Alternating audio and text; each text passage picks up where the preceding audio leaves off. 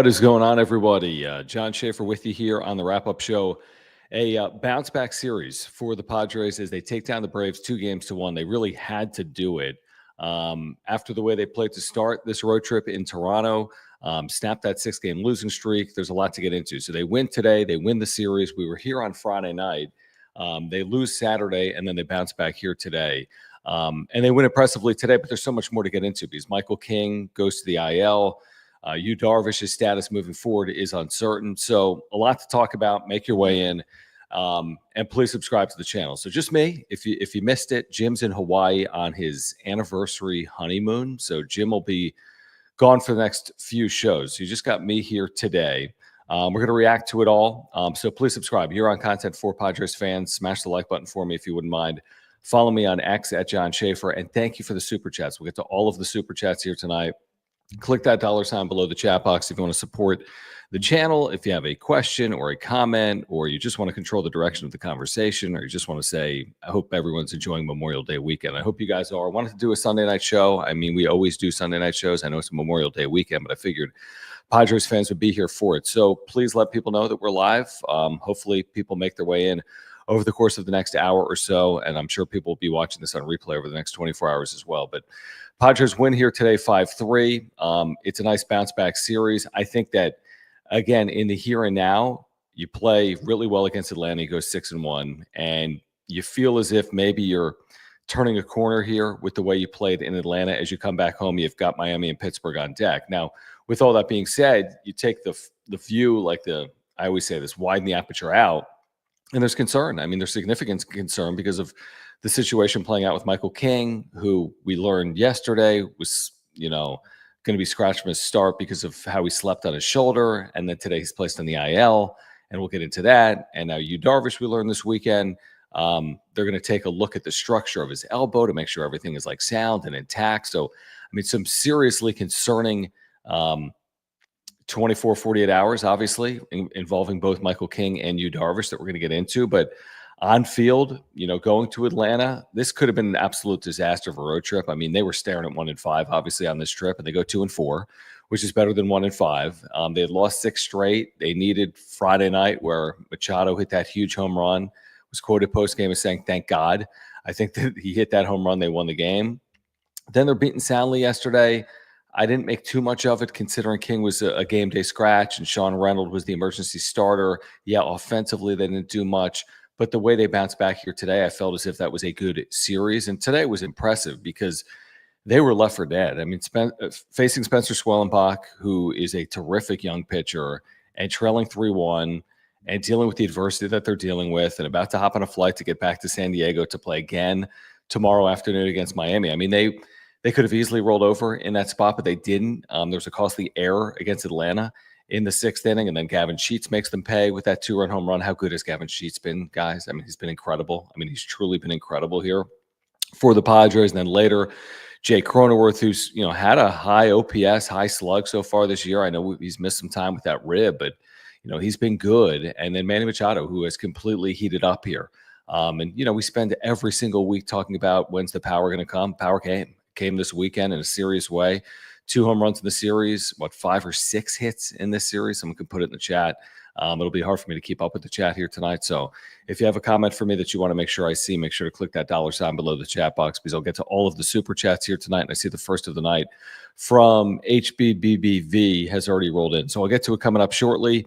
But again, the Padres win this series. But in the backdrop of winning the series again is losing Michael King to the 15-day IL and waiting to learn what's going to be next for Darvish as well. And in addition to that, Kevin Acee reporting over the course of the weekend that the Padres are indeed beginning to look for an upgrade in left field, even though it's only May and we're still 2 months away, obviously, from the trade deadline. So make your way in, subscribe. I think we're 22 subscribers away from 8,500. So maybe you're here for a first time. Maybe you've been here for forever. Maybe you haven't yet. Hit that subscribe button. Maybe you haven't smashed the like button as of yet here tonight. If you wouldn't mind subscribing, we'd love to get to 8,500 subscribers here tonight. Let me take a look right now. And we are starting the night, 21 subscribers shy of 8,500. So maybe tonight's the night. We would appreciate it if we can get there with your help here tonight. Also, I think we had 4 people 4 of our viewers on the Friday stream become members, and you can do that as well. If you want to support the channel, click the join button down below.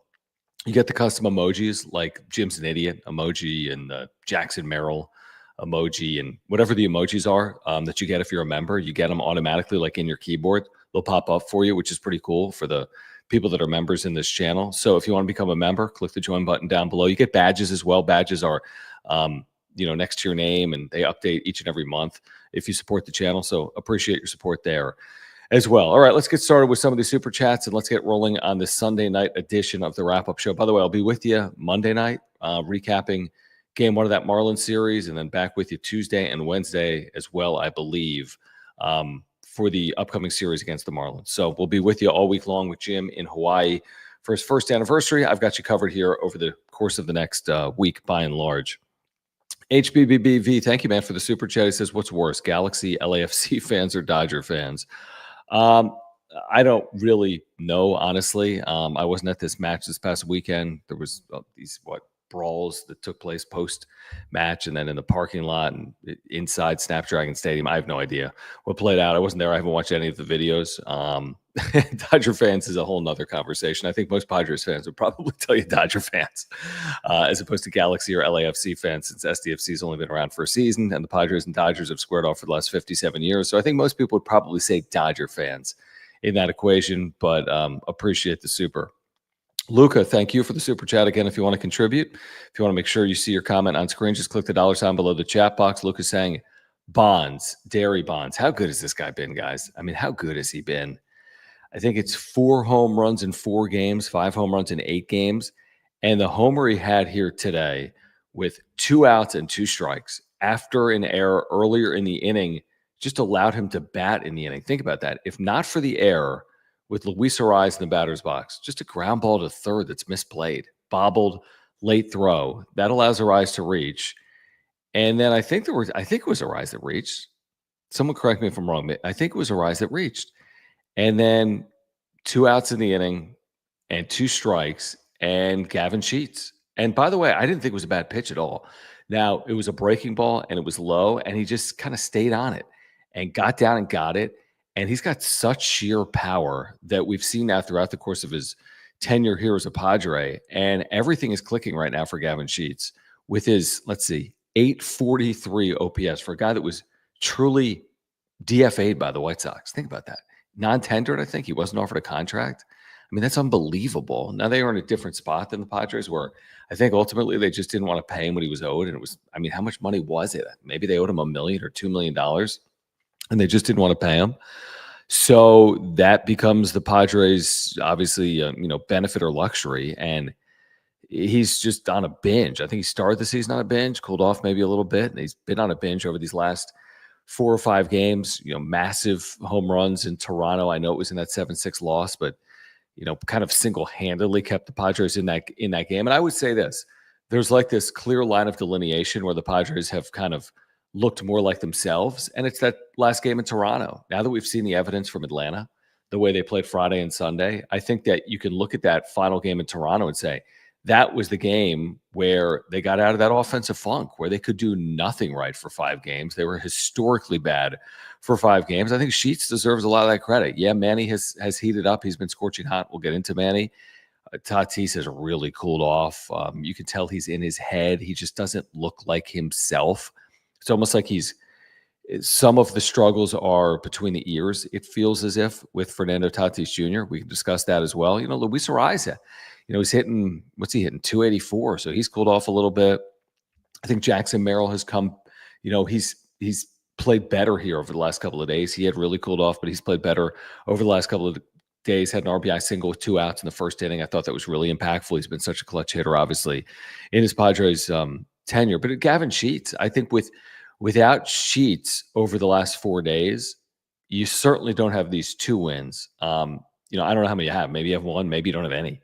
Maybe you have 1 because of what Machado did on Friday night. But Sheets has been awesome. I use the term revelation all the time. I mean, he truly has. He's been a revelation. He's been terrific. He's hit 10 home runs already. Isn't that amazing? I mean, how many at-bats does he have? In 159 at-bats, he's hit 10 home runs. He's homering every 15.9 at-bats.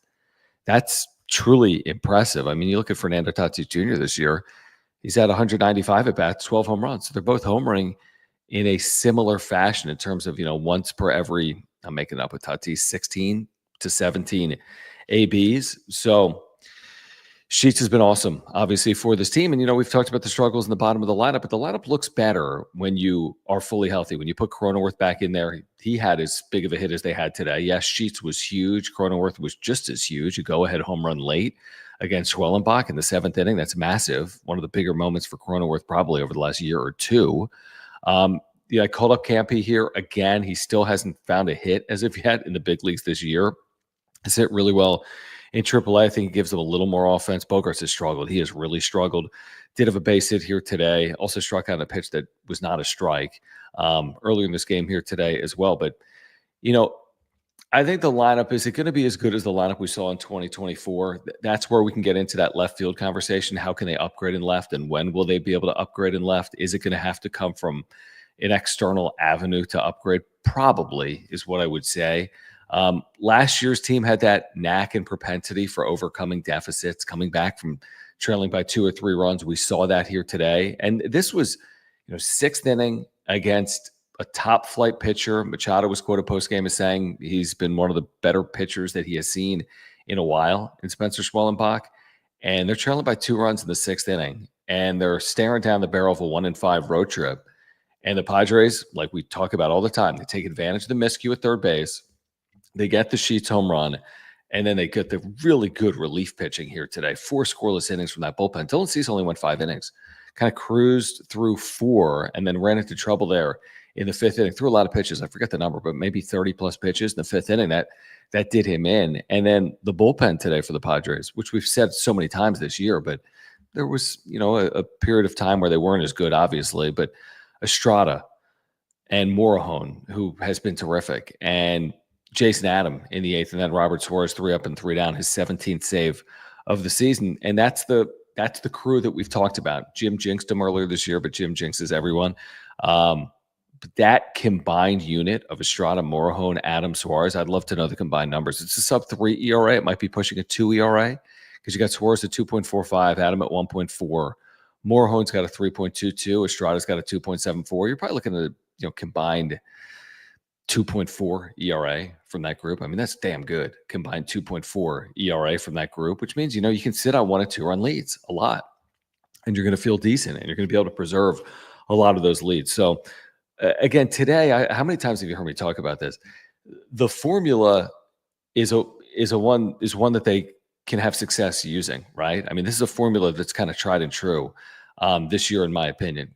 Good enough starting pitching, right? Get the 5 or 6 innings, allowing 2 or 3 runs, and then get the flawless, bullpen, and then find a way offensively where you don't have to score 10 runs, but maybe 4 will be enough. And today's a classic example of that. They score 5, but 4 theoretically would have been enough in a 5-3 win. Also, again, they've had that knack under Mike Schilt over the last 2 years for overcoming small deficits, even later in games. 6th, 7th, 8th innings, they've overcome smaller deficits. A year ago, they really had the bigger innings. Those 3, 4, 5-run innings. They just came up out of nowhere seemingly all the time. This year, that hasn't necessarily been the case, but that's why I'm encouraged by it today. Trailing against a good pitcher on the road, looking at a 1-5 trip, scoring in the 6th, scoring in the 7th, scoring in the 8th, and winning it here today, 5-3. All right, guys, as you make your way in, subscribe. On our way to 8,500 subscribers here tonight with your help. So please subscribe. We are just 20 subscribers away from 8,500. So please subscribe, and thank you for the super chats, like this one from Luca on screen, and this one right now from James on screen. Thank you, James. I appreciate you. He says, since it's harder to do a wrap-up show with one person and keep up with the chat, will you have TV Deal Dave or Ben Fadden as a guest host next week? That's a good question, James. Here are the dynamics at play, just so everyone knows kind of what I'm dealing with when I do a solo show. So, like, the behind the scenes is my son is asleep in his bedroom on this ground floor. I'm in my kitchen. My wife is upstairs, like with her fan on, sleeping. With Jim, it's obviously easier because you got the back and forth. I mean, those situations I just mentioned are always playing out here.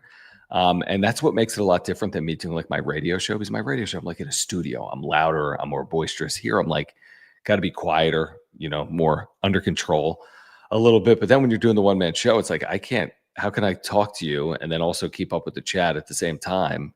And then in addition, we have like our partners on the wrap-up show, like Mark Nimitz, who's been with us for 4 years. And I got to, make sure I have what I need for Mark and for all these other partners to make sure to pull up. So it's a little bit of a juggling act, but we've been doing it for so long.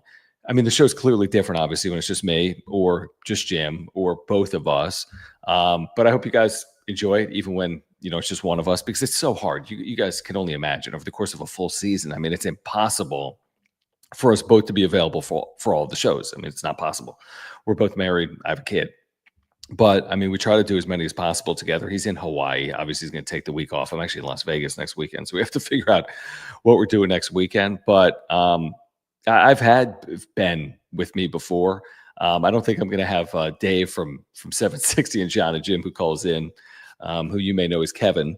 I don't think Dave is going to be joining on the wrap-up show. We might have a guest. We may have a guest at some point next week. Stay tuned on that. I haven't really thought about it or worked it out as of yet, but it's a possibility. I appreciate you asking, James, and I appreciate your support of the channel. Both John and Jim and the wrap-up show means a lot. Appreciate you for the super chat. All right, speaking of Mark Nimitz, guys, we're going to get back to this. I feel like there's a ton to get into, and we're just scratching the surface on stuff, and that's why I appreciate you guys hanging out for the next 45 minutes or so. If you support the channel, please support Mark Nimitz, our title sponsor. He's been with us since day one. I've told you about him for years. I've got 3 insurance policies with Mark. He does auto. I don't have auto, but he does do homeowners and earthquake and life, and I have those 3 policies with Mark. And if you click the link in the description down below, you can get to his website, which you see on screen, and you can get free quotes online from Mark by getting to his website. You can call him as well. Call him on Tuesday after Memorial Day. He'll talk to you about the Padres. He loves the Padres.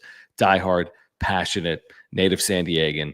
He'll talk to you about the Padres, and he'll talk to you about saving money on your insurance as well. And in addition to saving money, he's got great service and communication, because I had to file a claim a couple of years ago, and he took care of everything in our home, saved us so much time and so much money. So if you support the channel, the next time you have an insurance need, before you just renew with your current insurance agent, get in contact with Mark Nimitz, our title sponsor, by clicking that link in the description down below. So you tell me where you want me to go. Hold on here. Let me get this thing back.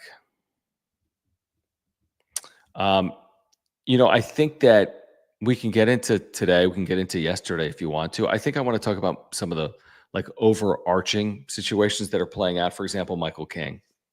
So technically on the 15-day IL with shoulder inflammation, I think it's retroactive 3 days, which means he'll miss 2 starts at a minimum. But in an ideal scenario, with him being on the 15-day IL, if everything checks out, hopefully it's not more than 2 starts. But we know how this plays out.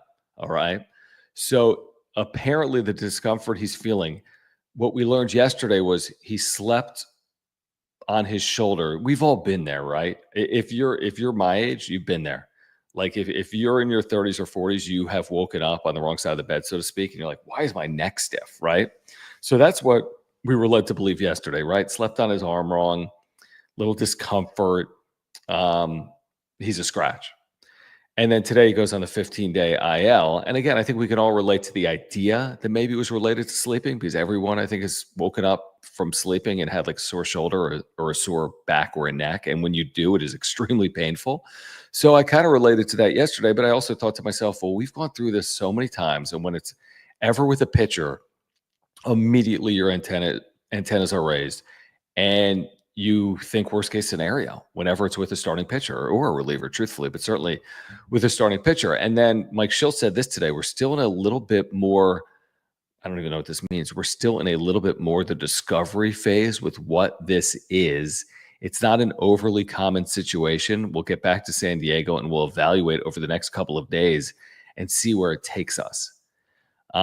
He didn't feel any issues in his shoulder before sleeping with the arm in an awkward position Friday night. He woke up Saturday feeling a quote-unquote knot in his shoulder. And apparently the discomfort now is in like the shoulder blade. It's called the scapula area, but it's back in the shoulder blade for Michael King. So you guys know me. I mean, I'm a sports talk host and a YouTube host, excuse me. But I'm not a doctor. But I've spent so much time around professional baseball, both in the major and minor leagues, that, again, my spidey senses start tingling. You just have a feeling for how this stuff plays out. And unfortunately, with the Padres, oftentimes these are really concerning and can be very prolonged absences. We've seen it over the last few years with pitchers like Joe Musgrove and Yu Darvish, and now Michael King. It's just pitching is so precarious. And to be at your best, obviously, you are going to have to be pretty close to 100%. Otherwise, you're completely exposed or ultimately potentially in a situation like this. So I don't know what it's going to mean for Michael King, but I know this. I mean, if it's anything more than a couple of starts, it's going to be a problem, especially with the stretch that the Padres are in, which is like 29 games in 31 days. I think initially they envisioned maybe a 6-man rotation if you had King and Darvish healthy. Now you don't have King or Darvish currently. The schedule is going to stiffen in June, obviously, with a couple of series against the Dodgers, road series at the Giants and the Diamondbacks, right? It's tough. We've talked about it a lot here on the wrap-up show. So, I don't even know what to think, truthfully. I think right now you cross your fingers and hope, but really that's all it is. I mean, would I be surprised if he had a prolonged absence? No, I wouldn't, because we've all watched how this plays out. And if you're without Michael King for a significant period of time, what impact does that have? Can it be overcome? Yeah, it can. I mean, are there potential options available to you in the minor leagues? Yeah, clearly there will be. He's pitching every 5th or 6th game. He's not playing every single game, but Michael King has been as good of a Padres starter as there's been over the last 2 years. I mean, this is a guy that has been an ace on this staff since he got here in that Juan Soto trade. I mean, last year sub 3 ERA. This year sub 3 ERA. He's been better this year. 10 starts, he had a 2.59 and was 4-2 with a 1.3 WAR. He was pacing to have a better year than last year. He had a 4.1 WAR last year. He was probably pacing to have a 5+ WAR season, maybe equal that 173 and 2/3 innings pitched in the regular season last year or surpass it. We know what he did last year in the postseason against Atlanta, that brilliant start he had against the Braves. So this would be a huge loss if it's for any significant period of time. Can it be overcome in the short term? Yes, absolutely, definitively. But that's the thing with starting pitching injuries. It's never about 1 or 2 starts. It's about the long run. It's about, who are you going to turn to? It's one thing to, get by with a spot starter or a AAA starter, or find a path for 1 or 2 turns through a rotation. But when that starts adding up to 6 turns, 8 turns, 10 turns, I mean, look at it like this. Michael King's made 10 starts, and every single time he's on the mound, you like your chances to win, right? You think you're going to win 70% of the time with Michael King on the mound. That changes, obviously, now, if it's not going to be King. I mean, maybe it's a coin flip to win. So every 10 starts, potentially you're costing yourself 2 wins. I mean, that's significant over the long haul. So they're going to need them. It's as simple as that. Over the 162, and if they're fortunate enough to get into the postseason to reach their ceiling, they're going to need them. Just like they're going to need Yu Darvish. And the update on Darvish, I'll get to these super chats that are rolling in, by the way, guys. I appreciate you. And again, if you're here, subscribe. Over 200 of you here on this Sunday night during Memorial Day weekend. Appreciate you. Padres win the series over the Braves, win on this Sunday afternoon, 5-3. We're discussing some of the off-field issues, though, with Michael King and Yu Darvish and potential left field upgrades as well. But if you're here, subscribe. And if you're here, thank you for the super chats. Just click that $ below the chat box, and I'll get to all of them. But, that's the King update, and we can get more into it if you want. And then the Darvish update, to be honest with you, I'm just as concerned with, if not more concerned, because according to Kevin, he's having his elbow examined to make sure it's quote unquote sound. And that to me is concerning. I don't know how or why or what, but it's just really concerning. He made that rehab start, I think, May 14th. Is that when it was? And what's today? Yeah, I think that's right. I think he made a rehab start May 14th. At this point, he's been sidelined for another 11 days, which means even if he's cleared in the days ahead, I think he's supposed to see a specialist early this upcoming week. So what does that look like? Monday, Tuesday, let's say. Now you're 12 days since your last start, or 13 days, and then they're going to get a prognosis, and then they're going to come up with a plan. Presumably, you're going to have to go rehab again, right? Are you going to really go 15 days between outings and bullpens? You make your next start in the major leagues? Maybe. He's Yu Darvish, and he's been among the better pitchers in the major leagues for a long period of time, and you kind of trust him to know what he needs to do to get himself ready. But again, it's like your antennas go up and you're just like, something's not right. And it hasn't been right since spring training with Darvish. And obviously, he's been in and out for the Padres over the last couple of years. He's not getting younger. He's approaching 40. And yes, it's true that you want to kind of limit his usage until necessary, I guess would be the best way to put it. Or like, what do they say? Like, save his bullets, so to speak. But you still hope that he's going to have some that are going to pay off. And you're asking for him to pay off in the regular season. You're not just going to say, hey, it's the middle of September and hopefully Darvish is going to come back and impact this team. I mean, that's crazy and wishful. So they're going to need him at some point sooner rather than later. Doesn't have to be right now in late May. Doesn't have to be in early June. But second half of the year, I mean, you're going to want to see Darvish hopefully make 10 or 15 starts for this team. Michael King, again, doesn't have to be today. But once you get into the middle of June, you're going to want to see Michael King hopefully every fifth or sixth day. He's not the type of guy you're going to want to have out for the next 3 months, then hope he can ramp up later in the year and return to the form that he's been in for the last 2 years in the Padres uniform. So you're talking about veteran, effective, top flight starting pitching, that is unavailable. And we do not know the prognosis. Anything from, I would say with Darvish, they've been saying day to day. Doesn't it feel more like week to week at the soonest? Day to day would mean he could be back in the next 3 or 4 days. He's not going to be on the mound in the major leagues the next 3 or 4 days. So he's week to week for me.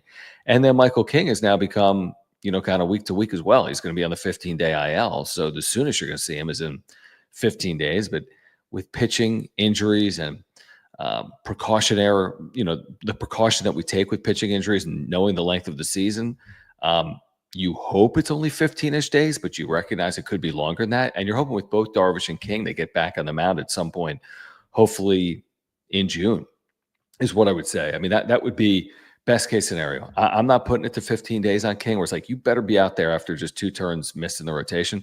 Listen, if it's June 22nd as opposed to June 14th, it's all good. Where it becomes not all good is if you're pushing something off until August or September, or even worse later than that. Same thing with Darvish. If it's not June 14th, so be it. But could it be by the end of June? Right? They don't have to be rushed or forced back. You don't want to cause anything worse than potentially is playing out with both of them. But you understand their importance to this team, because without Darvish and King, you are really stretched thin from a rotation perspective. And that's probably putting it mildly. And we know what they're up against in the National League and in this division. And to compete in this division and even to compete in the National League, you were banking on that starting pitching as part of the reason as to why you would be, competing for 162. All right, let's get back to some of these super chats. Retod, thank you, man. Appreciate your super chat. It says, your Iron Man host. You are Iron Man host. Appreciate you saying that. Have you ever asked Ted Leitner as a guest? We've had Ted on a number of times on John and Jim. And of course, I've worked with Ted for 8 years on Aztec broadcasts, which has been terrific. But I've never had Ted on a wrap-up show. I think I'll let Ted just live his life and not bother him with our antics here at the wrap-up show late at night. And now that he's retired from broadcasting, I think the last thing he probably wants to be doing is hanging out with me and Jim on the wrap-up show. And I wouldn't blame him for not hanging out with me and Jim on the wrap-up show, truthfully, Retod. But that's very kind of you to call me the Iron Man host. But Ted's doing well, by the way. I've texted with Ted at some point within the last couple of weeks. And he is doing well, which is terrific to hear. Again, after retiring, after this unbelievable career, just unbelievable career in San Diego. Truly one of a kind. Truly, truly, truly. And I don't need to tell everyone here that.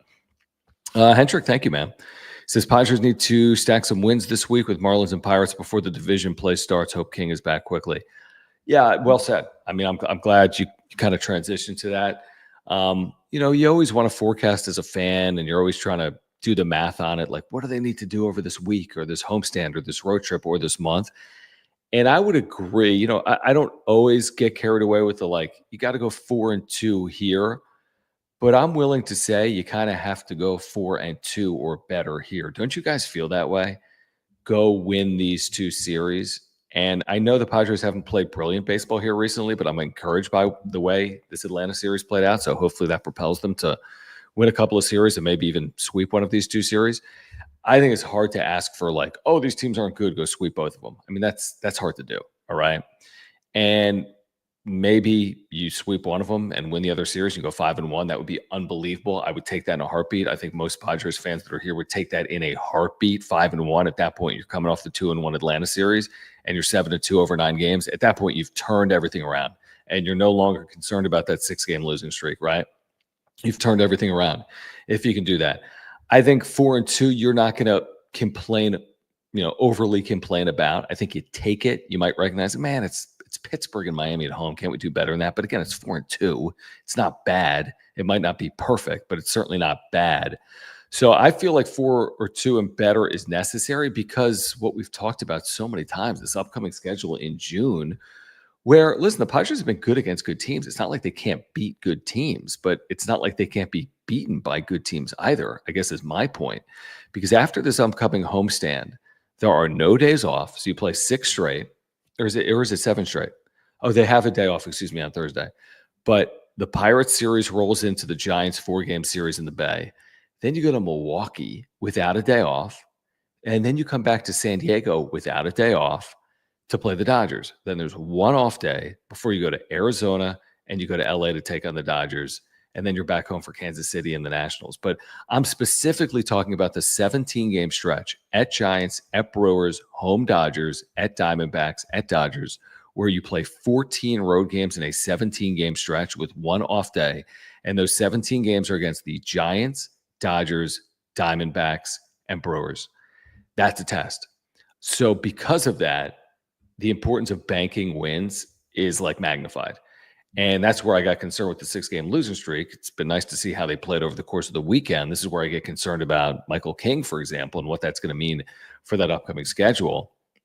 But that's where I also think about a 4-2 at a minimum at least allows you to, let's say you go 4-2 there, and then you go, I'm making it up. Let's say you went 8-9 over those 17 games. That's not the end of the world, I wouldn't think, with that schedule. And at least with your 4-2 plus 8-9, you're actually over 500 over that in combined stretch, right? You'd be 12 and 11 over those 23 games. You go 5-1 and you go 8-9, right? You're 3 games over 500, I think, in that stretch. But you go 3-3 here or worse, and then you go 8-9 or 7-10 against that 17-game schedule, and like you're given a lot back, and you're risking falling behind, potentially, a handful of games behind in the division if that were to play out. So I say take advantage of this homestand. Padres played so beautifully at home to start the year, and they haven't played as well here recently. Got swept at home, obviously, by the Mariners. They've been swept at home by the Rays.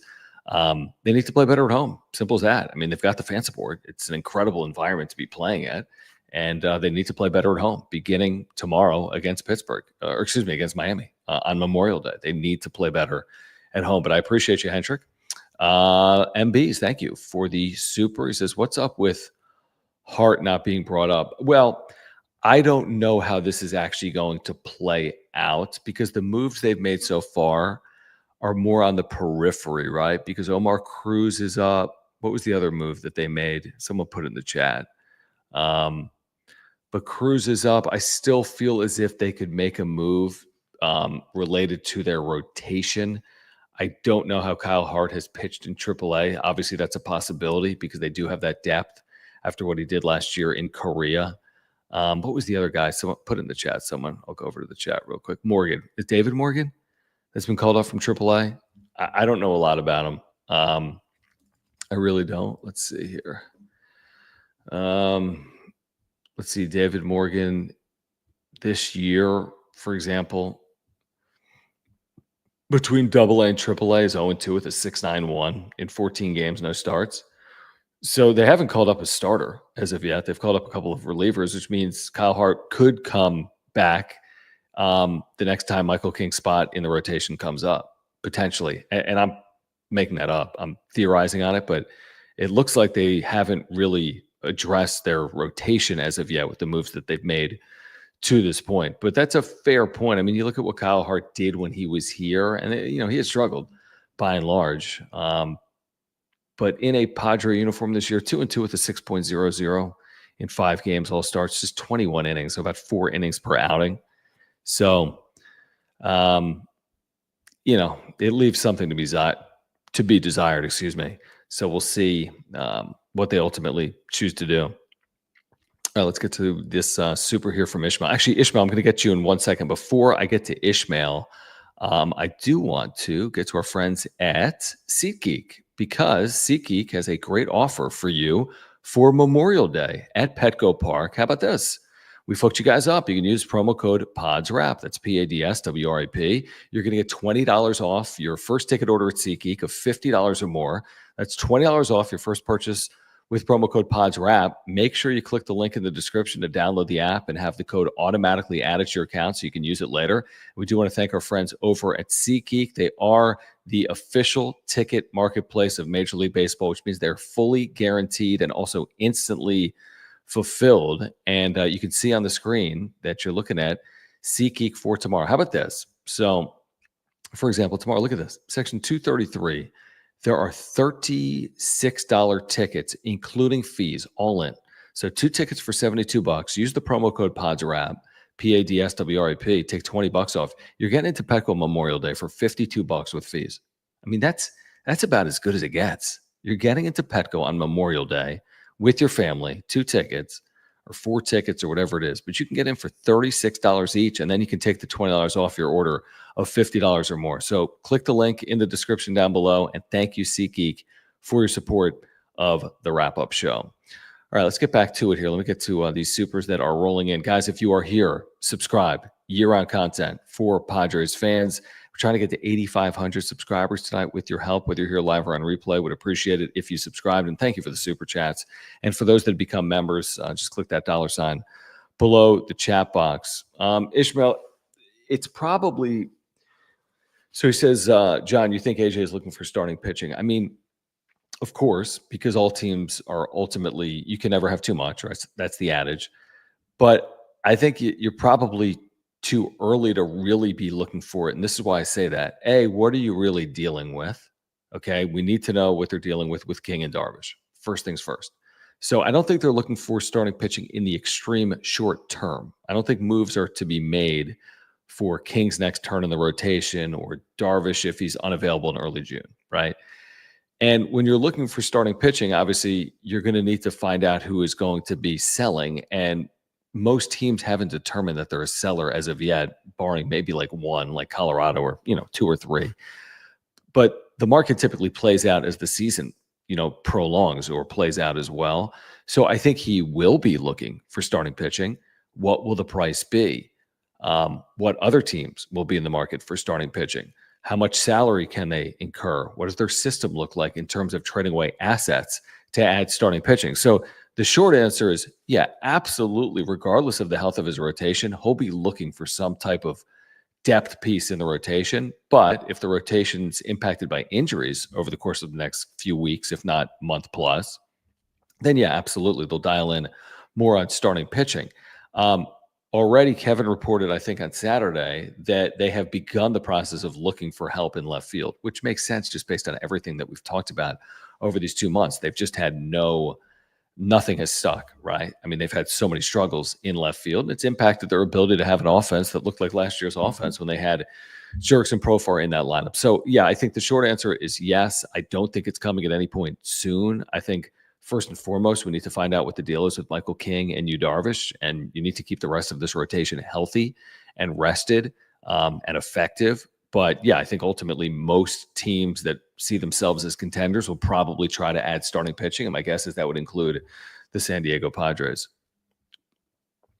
Hazen, what's going on, man? Hazen Card, super cool. He says, how was the card show? Pick up any more Merrill. The card show was super cool. How about this? Just a 2-minute tangent if you guys are cool with it. So Hazen, I appreciate you asking. Maybe you were over there. I went Saturday with my 6-year-old son, which was super, super cool because it's something that I was able to bond over with my son. He's really taken a liking to it, which has made me super happy as a dad because he's kind of dipped his toe in the water with sports. He watches a lot like I do with me, but he's not enamored with it. And he plays sports, but he's not crazy all in.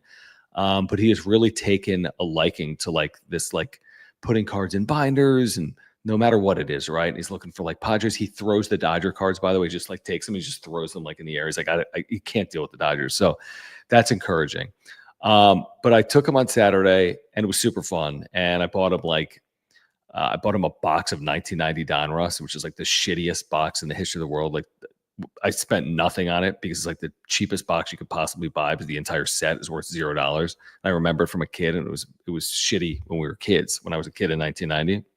But I bought him some packs as well, and bought him like a one-off, like $3 Michael Jordan card, because he's wearing like a Michael Jordan jersey that my wife got him to this event. But it was just super cool. But then I actually went back again today because my wife's parents, what are they? My in-laws. I'm terrible with that. My in-laws had my son in the morning, so I went back actually, and I went with my wife today for a couple of hours. But despite going there back-to-back days, I bought one thing. I bought a Manny Machado rookie card with him in Baltimore. So for $35, and the guy, he had it marked at 35, and I'm like, oh, can you run comp sci? He's like, it's actually been selling for around $45. I'm like, well, yeah. But he's like, I'll give it to you for $35 since I have it marked as 35. So I got a Machado rookie. Was looking for Merrill, was looking for Tatis. I don't know. I'm just getting a feel for it because I don't have a great feel for it. So I'm just kind of like learning. So I felt like it was like on the job training for me over the last couple of days. So didn't make any crazy purchase. Sold a Franco Harris signed card that my wife had. Believe it or not. So it was a good event. Anyway, it was fun to go. Looking forward to getting to some other card shows, maybe in Southern California. I think one's coming back to San Diego at the end of August. So hoping to do that as well. Sorry, trying to keep an eye on something going on right now. All right, let's get to Luca. Thank you, Luca. Appreciate you for the super chat. It says, lighter topic, John. What is your genuine opinion on the current City Connect uniforms, and what's your creative direction for next year's version? I love that question about creative direction. My current opinion, I mean, they've grown on me, truthfully. When I first saw them, I didn't like them at all, to be honest. I talked about that a lot with Jim on the radio. But they've grown on me here recently. And in terms of what direction they should go in with the next one, that's so hard to know. Like, with City Connect, you go more like retro look. I think by and large, teams don't really go with retro looks. They go more with like nouveau looks, which is obviously what City Connect spoke to. So I don't necessarily, I haven't done a lot of thinking about where you go next with the next City Connect uniform. But I love that question. And if anyone has suggestions on that, put it in the chat or put it in the comments down below if you're watching on replay. To me, I love that stuff because you guys know, some of you guys know, obviously I spent 15 years working in minor league baseball. Everyone knows that because we always joke about it. I always joke about it with Jim. But when I worked in the minor leagues, I played like a role in some of the like creative direction of some of the uniforms that we wore, specifically when I worked in AAA. And there's a lot of really unique things you can do. I mean, there's so many things you can do. And I kind of hate when teams kind of limit themselves. But the Padres haven't really limited themselves based on what they did with their first City Connect uniforms. So I don't know. I mean, again, I would probably do some type of throwback vintage look. But I don't know if that's something that they would do or not, because it probably sells more if it's something that's like completely original. So I don't really know. I really don't. I haven't fully thought about it, but I'm kind of looking forward to them changing. I think 3 years is enough. I think it's been wildly successful. So maybe they go, bold, like they kind of went 3 years ago, like really creative and bold and unique. So maybe that's what they do again, because it's clearly sold and it's clearly created revenue for the Padres. Talon, thank you, man, for the super chat. He says, think you would be retired if Padres didn't give him absurd contract. He seems too honorable. If he was on a shitty contract, he'd be chilling in Japan, in my opinion. It's hard to – no, I don't think he'd be retired as of yet. Now, I don't think he sees out this contract. I don't think he's just going to, stay active to be paid out this entire deal over the 6 years, right? Because what would he be, like 42 or 43 when this contract ends? I think he'll be done at some point in the next 2 years. I would say this year plus 2 would be a max for me. And I don't even know how absurd the contract was on its face, because the AAV number isn't crazy. The overall number is where it was a big stretch. They knew they weren't going to get productivity out of him like the final year of this contract, maybe even the final 2 years of the contract. But the fact that I don't know if he's broken down, but the fact that he hasn't been available to them as much as they probably expected over the last two or 3 years makes it Obviously not a good contract. Now he was good last year in the postseason, clearly against the Dodgers, and hopefully he'll be good again in the second half of this year, and hopefully they're in the postseason and plays a role for them as well. So he's fully capable and healthy, which is the good part of it, but he's got to be healthy. But no, I don't think he'd be retired even if he was on a different deal, but I also don't think he's going to see out the entirety of this contract either. Patrick, appreciate you, man. Thank you for becoming a member of the channel. If you guys want to become members and get custom emojis like what do we have? Jimson Idiot maybe is in there, and we got Jackson Merrill emojis, and maybe we got some Mike Schultz stuff in there. Probably have 10, 12, 13 emojis in there. If you want the custom emojis like Patrick now has access to, click the join button down below if you want to become a member. And again, if you want to support with the super chat, just click the $ below the chat box. Well, let's see here. Padres Pain, thank you. It says, holy sheets, John, a wider aperture creates a shallower depth of field, meaning a smaller area of the image will be in focus, opposite of macro view. Yeah, so you're saying I probably used that improperly? Is that what you're saying? Wider aperture creates a shallower depth of field, meaning a smaller area of the image will be in focus, opposite of macro. So that's the micro. Okay, so I'm glad you actually mentioned that, because basically here's my whole summation of the weekend. In the micro, in the here and now, good weekend, because you get back up off your feet. You have Manny hit 2 home runs. You're resilient the way they went Friday and Sunday. They could have lost those games. They won them. So, yeah, and then they have a spot starter because King scratched. Okay, you lose on Saturday. But like in the short term here and now on field, I think you're encouraged. You're like, wow, they showed fight. And they beat a good Atlanta team, and they went 6-1 against Atlanta this year. So that's encouraging, right? But then the macro view is, well, how can they overcome Michael King going on the IL? And how can they overcome Yu Darvish being on the IL for the first 2 months of the season and his status being unknown moving forward? How can they overcome what's going on in left field right now? But I think all of it can be overcome. Again, we're going to need more answers. We're going to need answers on King. We're going to need answers on Darvish. They're going to need their depth to provide value here before the trade deadline. And then they're going to need to hit at the deadline, whatever that looks like, whether it's Preller doing what Preller does, but increasing revenue, increasing payroll potentially. What type of system depth do they have? Are they able to add the pieces necessary with the pieces in their system and with their current payroll to put themselves in a position where they can improve the roster come the trade deadline? So I don't know the answer to that, but we're going to find out in the weeks ahead.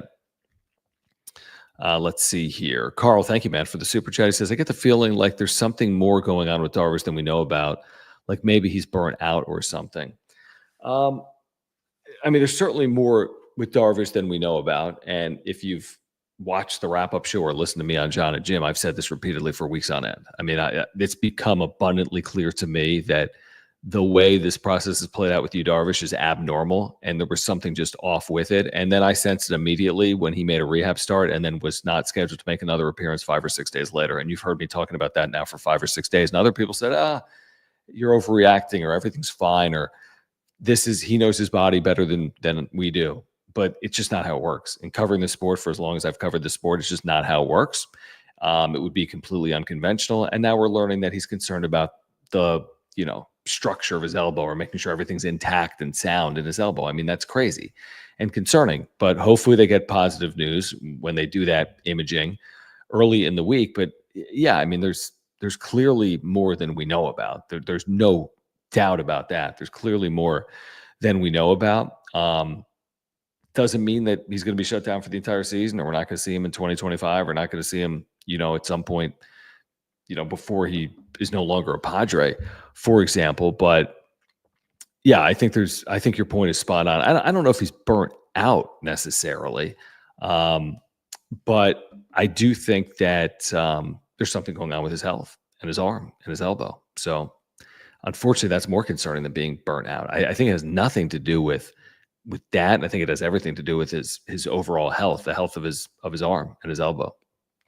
Jeff, appreciate you, man. Thank you so much for becoming a member. Again, if you want to become a member, we've had like 5 or 6 members over the last 2 shows. That's super cool. Appreciate you guys. If you support the channel and you want to become a member and get the emojis and you get the badges and you just show your support of our work and you want to join Jeff. And again, we had that Patrick become a member earlier today. If you want to join the crew, click that join button down below. Get the emojis, get the badges. Those of you that are members, you can show off the emojis right now in the chat. Appreciate it if you would do that right now and show our viewers what they get if they do become members by clicking that join button down below. All right, we can get back to the conversation in a moment. Do want to remind you about our partner at Mova Globes, super cool company.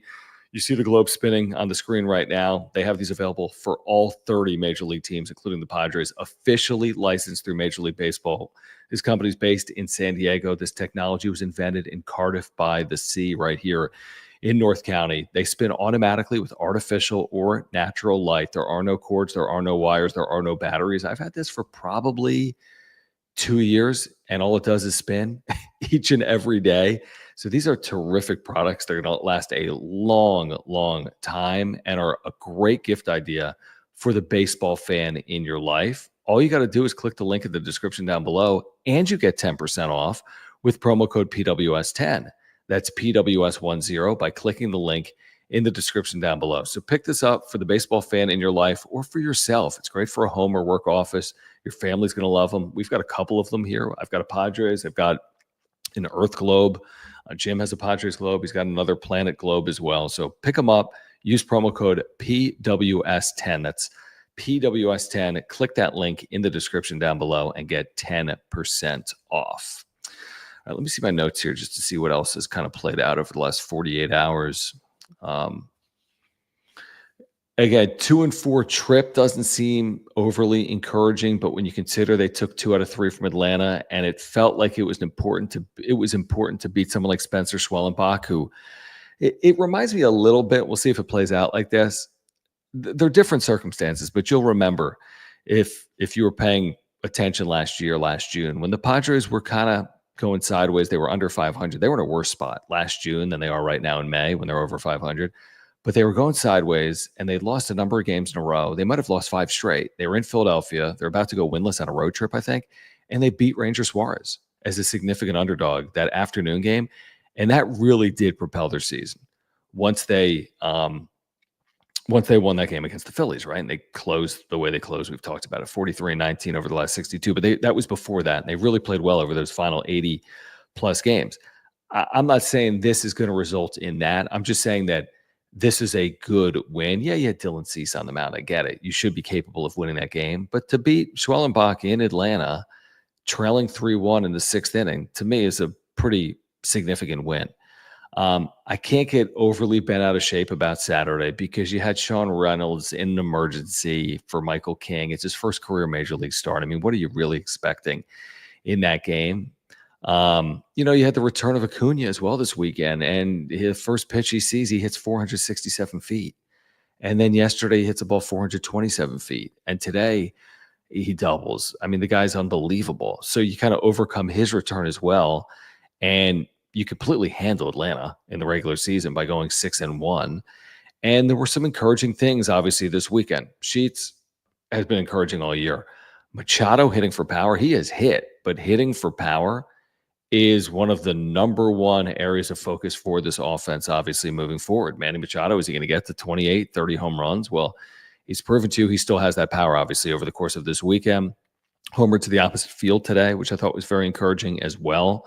Jackson Merrill, 2-out RBI single we touched on. And this is against a guy who had a career-high 11 strikeouts tonight. So they did damage even against a pitcher that was having success in Schwellenbach.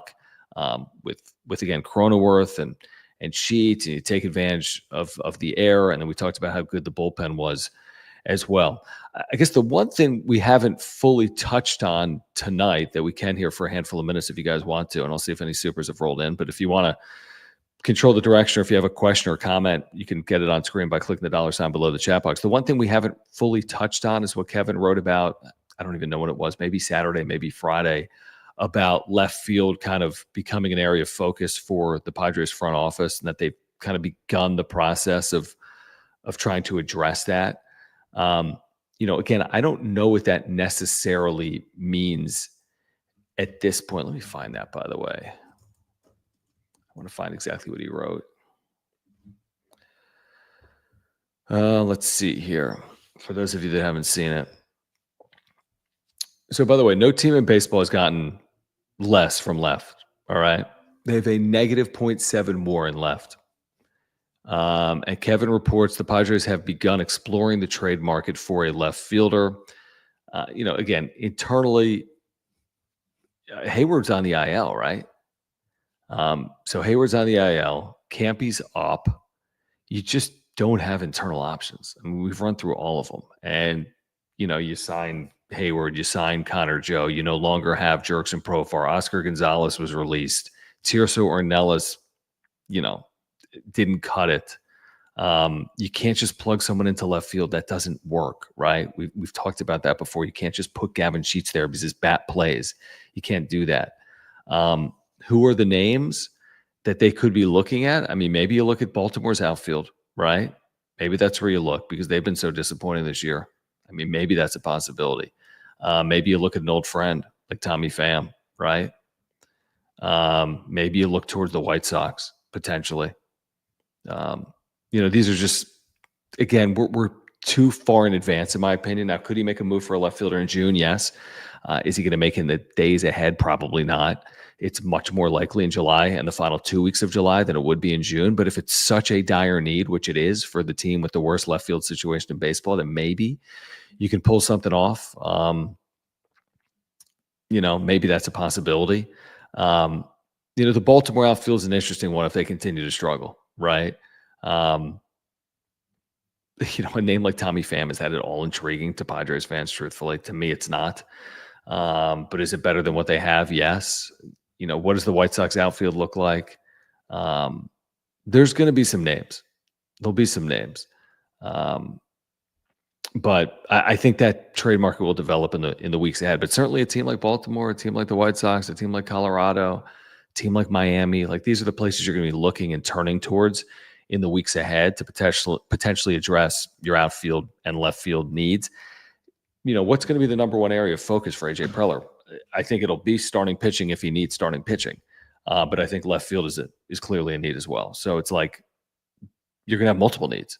And again, it's not to say that you can't get to the postseason without addressing all of your needs, but we can't guarantee that they can get to the postseason at this point, obviously. So there's going to be some things they're going to need to do based on where they are from a health perspective. Because the number one issue we've talked about since before spring training is, are they going to have the depth to navigate 162? And to this point, the answer has been yes, based on their record. But clearly they're lacking in left field compared to where they were a year ago. I mean, that's obvious. Clearly the rotation has become a challenge based on the struggles of someone like a Kyle Hart, who they thought might be in the rotation, and now the injury to Michael King and the long-term injury here to Darvish that's played out over the last couple of months. So that's a significant concern. You can always use additional arms in your bullpen as well. I think the catching situation has worked out by and large because they're calling games for a staff that by and large has been very good this year. They've been good enough defensively. They've come through, enough times offensively. Again, you're not going to get the offense you got a year ago from Higgy, but you're getting, good play by and large from your backstops where the offense is just kind of gravy. So, and again, the other things are the other things, right? I mean, you have enough in that lineup with your top four, with Cronenworth, with Bogarts, who's obviously not going anywhere. We could argue about, his play, but you got your 6+ in your lineup that are going to be in there every single day. It's about, and your catcher is going to be in there obviously, and it's going to be an offensive liability, but it's that left field position that really is lacking and could potentially, put them over the top to some extent if they can address it properly between now and the deadline. And then, yes, the rotation. I think personally, it's too early for me to be like, you have to address the rotation head on, because I don't know what the rotation is going to look like in 6 or 8 weeks. But is it something that they might have to address head on? Yes. And will they try to add depth even if they are healthy? Yes. Based on, look at the way 2020 ended. They had no starting pitching in the postseason. Look how 2022 ended with Sean Manaea and Mike Clevenger failing the team in Philadelphia. Look at 2024. You're pitching Dylan Cease on 3 days rest, and you're without Joe Musgrove. So you can never have too much starting pitching, and you can't predict what's going to happen with your starting pitchers even after the trade deadline, which is more of a reason to address starting pitching before the deadline, because you don't know what's going to happen after the deadline either. I do want to remind our viewers about our friends over at Underdog Fantasy. Now is a perfect time to play at Underdog. And if you use promo code PADSWRAP, that's PADSWRAP, you're going to get a free gimme pick. All right. That's like, for example, tomorrow in the NBA Western Conference Finals, they'll give you like Shai Gilgeous-Alexander higher than a half total point. So you're like, yeah, that'll happen. And they'll also give you a 50% deposit match up to $1,000. So it couldn't be easier to win. It's just simple, higher or lower. You can play across all sports, so we can add in Padres that the plays aren't in as of yet for tomorrow, but you can find MLB action for tomorrow, like Rockies, Cubs, and you can play, let's see here. Where's Jim's boy? Pete Crow Armstrong, who Jim jinxed to be the best player now in baseball. You can say he homers tomorrow, and you can say that whoever this awful Rockies starter is strikes out higher than 3.5 batters tomorrow. If those 4 things happen, by the way, tomorrow, your $60 pays $600. That's the flex play. Your 60 pays $605.80.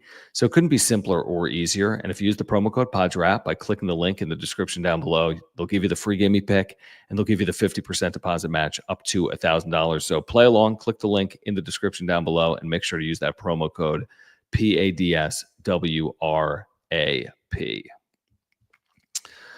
All right, guys, I think that's going to do it for tonight. I will be back tomorrow to recap game 1 of the Padres-Marlins series, probably around 9:30. I want to say it's a late afternoon start. What time is that game tomorrow? Tomorrow it is it 5:40?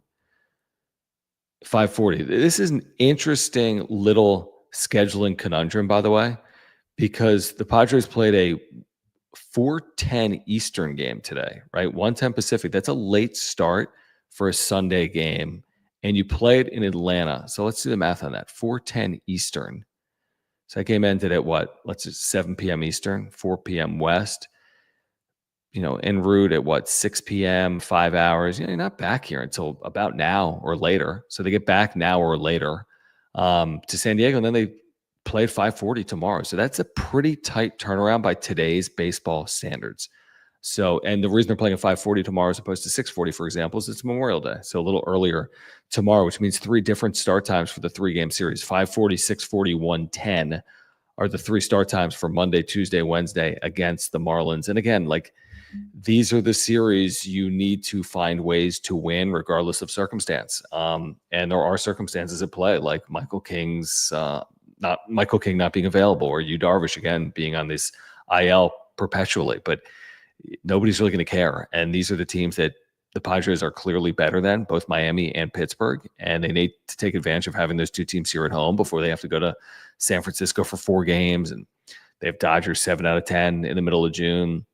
So the schedule's going to stiffen up, but not necessarily in the week ahead where the Marlins and the Pirates will be here. So hopefully the Padres take advantage of that and find a way to win, 4 or 5 of those games.